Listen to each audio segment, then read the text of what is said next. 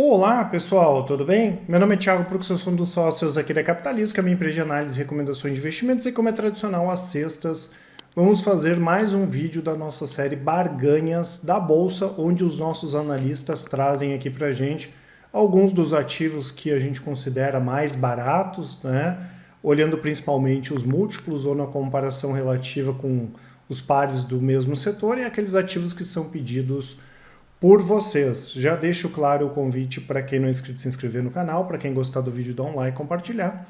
E não esqueçam de colocar aqui nos comentários o que vocês acham dessas ações que eu vou comentar e aqueles ativos que vocês queiram que nós comentemos nos próximos vídeos, né? Lembrando que a versão em áudio aqui desse vídeo vai estar lá no Spotify.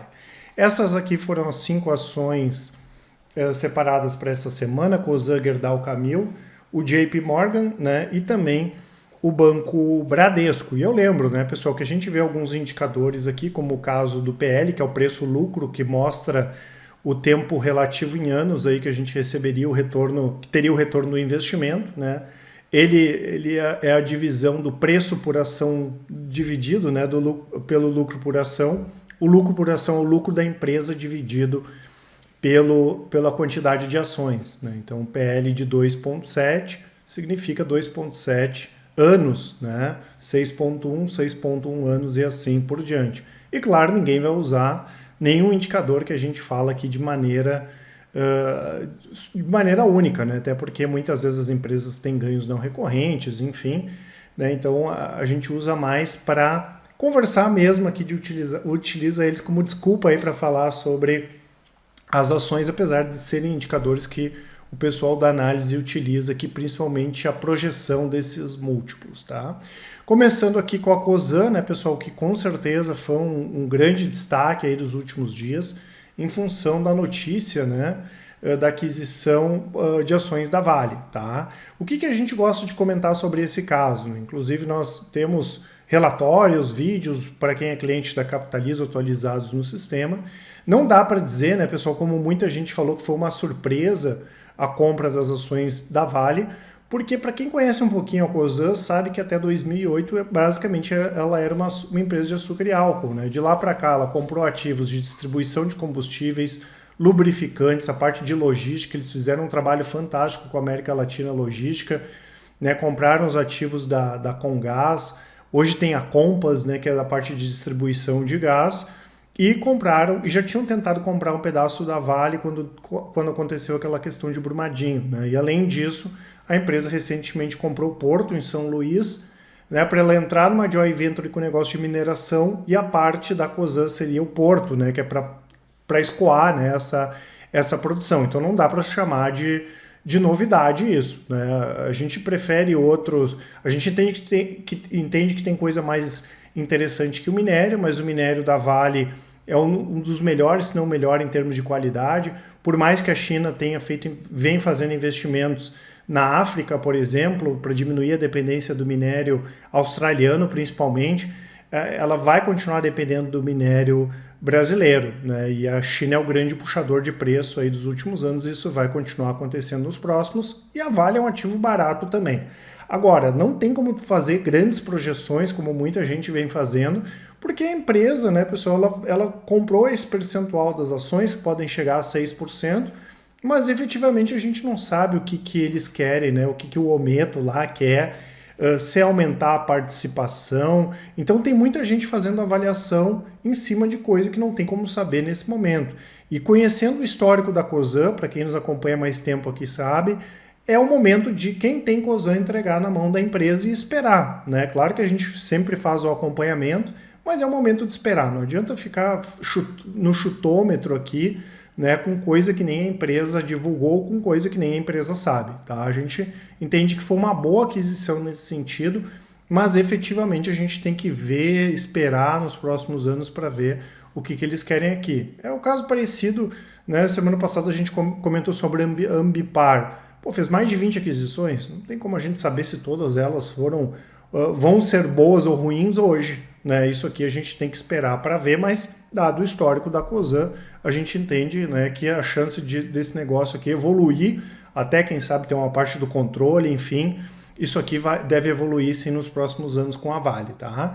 Temos aqui a Gerdau, né, pessoal, que na nossa avaliação é uma das melhores, se não a melhor empresa do setor siderúrgico quando a gente compara com o CSN, quando a gente compara com os Minas, até porque a Gerdau soube fazer o trabalho de casa, uma empresa que desde 2008, 2009 passou por uma grande reestruturação, foi a empresa que melhor fez essa reestruturação dentre essas de siderurgia, tem essa participação estratégica no mercado americano de aço de construção, e o mais importante do que isso, né, pessoal, a Gerdau vem diversificando para não depender só de aço longo. Alguns exemplos, né? O Juntos Somos Mais, que é da parte de vendas de materiais de construção, fez uma joint venture agora para aluguel junto com a Randon.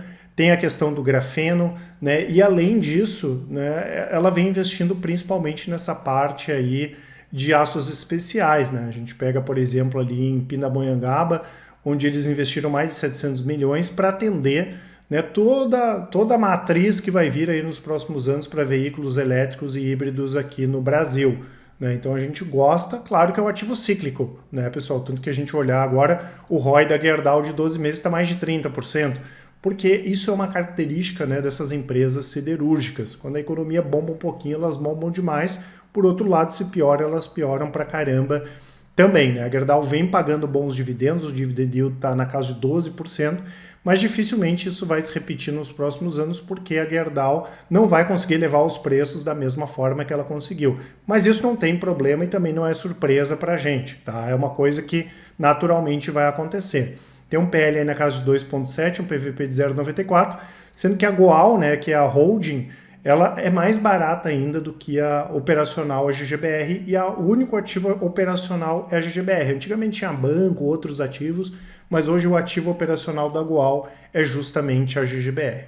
Temos aqui a Camil, né, pessoal, também com um PL aí na casa de 7 vezes. É uma ótima empresa, opera próximo ao valor patrimonial. É uma empresa que tem uma gestão muito boa, fez algumas aquisições nos últimos anos, atua não só no Brasil, em outros países da América do Sul. E a gente lembra, né, pessoal, que o principal produto da Camil é o arroz. Ela compra o arroz no mercado, beneficia e vende. Então a Camil não planta nada, né? Ela compra para fazer esse beneficiamento. Ela tem uma rede de logística fantástica, está entre as melhores do setor de alimentos, e é uma empresa que tem mais produtos com valor agregado, quando a gente compara com a M. Dias Branco, por exemplo. Tá? Entrou em outros mercados, como café, massas, enfim, bolachas, biscoitos, aí até competindo com a M. Dias. Tá? E claro, como o arroz subiu pouco, foi um dos poucos produtos aí que não subiu nos últimos 12, 18 meses, a Camil acabou sofrendo menos do que outras empresas, né? Até porque se o preço sobe demais, a empresa pode ter dificuldade para repassar preços. Tá?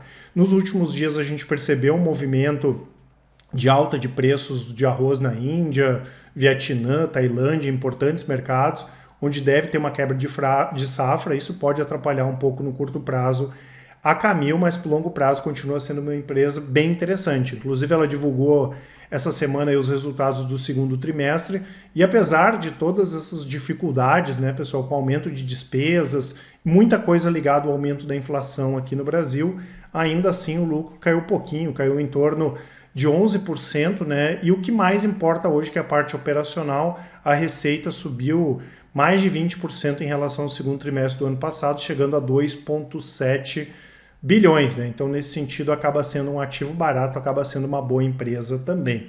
E eu lembro, né, pessoal, até vou deixar para vocês aqui na descrição, que nós temos no nosso site lá o nosso relatório de performance que fala sobre todas as nossas estratégias, né? Onde estão essas estratégias, as nossas assinaturas, né? Então tem as estratégias de médio e curto prazo, swing trade, rastreador, que com 10 minutos por dia vocês conseguem acompanhar, e as estratégias fundamentalistas, renda fixa, criptoativos, fundos imobiliários.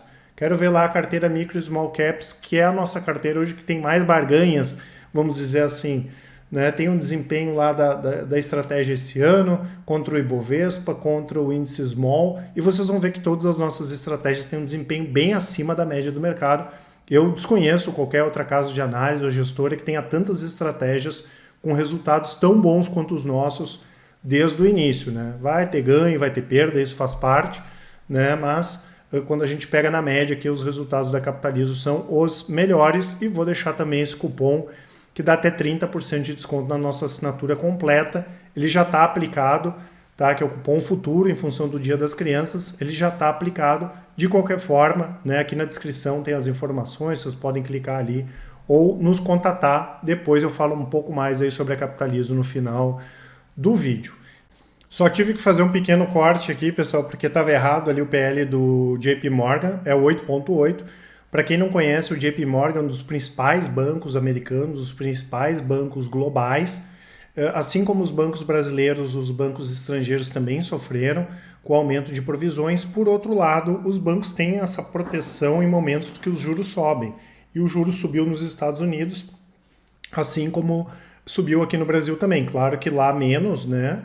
Mas vem subindo, o que ajuda, de certa forma, a proteger os resultados dos bancos. Então a gente pega o caso do JP Morgan, por exemplo, o lucro caiu 17%, muito em função de provisões e alguns mercados que estão mais fracos mesmo, como o mercado de capitais, tem menos negócios, né? Por outro lado, como subiu o juro, eles tiveram mais ganhos com renda fixa, né? Então nós tivemos uma queda de 17% no lucro, por outro lado a receita subiu 10%. Né? Então isso mostra, né, o quão interessante também são esses bancos americanos que estão baratos. O JP Morgan opera próximo ao valor patrimonial e é um banco que mesmo com 2020 tudo vem subindo o lucro aí 15% ao ano nos últimos 5 anos, o que é bastante relevante, ainda mais, claro, considerando essa questão que eu comentei da crise. Tá? Outra questão interessante, né, pessoal, que os bancos americanos, assim como outras empresas também, são bons pagadores de dividendos, né? Claro que pelo fato do dividendo ser tributado, eles acabam pagando um pouco menos de yield, mas eles fazem muita recompra, né? Os resultados dos bancos americanos, historicamente, 60% dos benefícios, né, aqui, recompras, dividendos, vem de recompras. Tá? E é um fenômeno que vem aumentando bastante no Brasil nos últimos anos. Tanto que se a gente pegar nos últimos 3 anos, aumentou quase 270% os programas de recompra de ações aqui na B3, lembrando que a recompra é vantajosa porque ela diminui a quantidade de ações no mercado e quando a gente recebe um dividendo, por exemplo, esse dividendo acaba sendo maior. Então, para quem não tem, quer ficar de olho, enfim, o JP Morgan é um banco aqui bem interessante, é um dos melhores bancos aí do mundo. E temos aqui o Bradesco, né, pessoal? Nós já colocamos o Bradesco e o Santander como uma posição um pouco mais complicadas, vamos dizer assim, no curto prazo do que em relação a Bradesco e Itaú, que devem divulgar melhores resultados, né? Mas o Bradesco é um ótimo banco, ninguém está falando em prejuízo, né? Pelo contrário.